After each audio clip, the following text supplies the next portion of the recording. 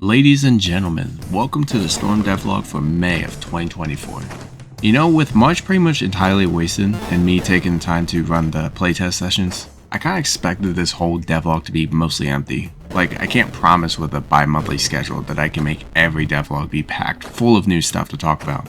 But this one really did seem like it should have been a bust. I actually got a ton done. So let's talk about what we got from the playtests. During all runs, ammo was dropping way too much, so he put a cap on where it can drop.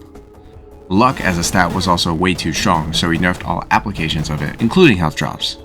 Rush items were found to be too short to be of any use for players, so he added an extra half second to their base length. Stages had a very rare chance to spawn within the bounds of the boss room. Oh, you got this? Oh, you just ruined the run. This bug disappeared for a long while, but playtesting had it showing up suddenly and needed to be fixed pretty much immediately. Weapon item slots now show up when gained from improved capacity. Items now stack appropriately to their max depending on their rarity, as well as item rarity drop chances will increase all across the board. I don't know why, but chances seem to rule more in favor of rare items in the editor, but during a playtest only 6 mythics ever dropped, and 0 legendary items made an appearance. The new drop chances on paper would have let 3 legends drop, half as many mythics, which is way better tested than nothing at all. Breakables no longer show an impact when attacked. Health and ammo pickup text no longer leaves a ghost. And I lastly went through our item descriptions to try and clean up our keywords and overall make them shorter. The extra text we also get from stacks was also made a little darker to help alleviate the wall of text feeling items end up giving. Now with our playtest out of the way, we started looking at some pretty major changes. A room counter was added above the entrance to boss rooms for all stages to let the player know how much more was missed and let them judge whether to enter the fight now or head back and explore. Enemy spawn rates and amounts now change as the player progresses through the stages of the game. Enemies will spawn faster, in groups, and larger numbers. We did have some amount limits, but they were very shallow and only took away from the early game. There's a lot of nuance left untold here, but this does open up my plans into game progression. Weapons now scale at varying balanced rates depending on their type, instead of gaining +1 damage per level up.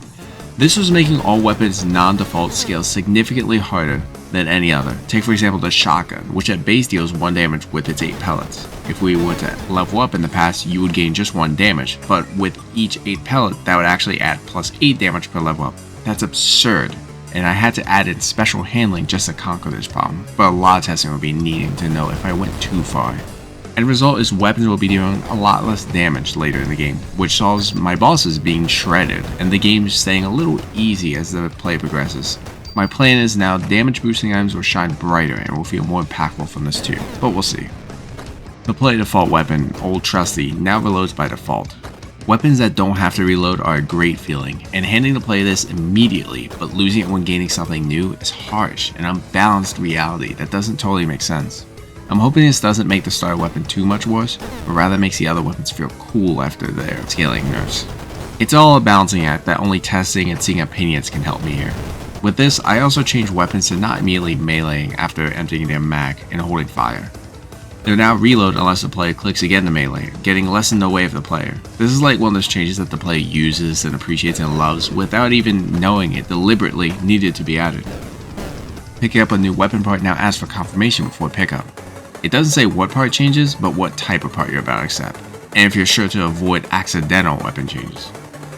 Challenger enemies are now considerably stronger, and early stage scaling was simplified. And chasers now also spawn in the ceiling to offer more vertical combat. Yippee!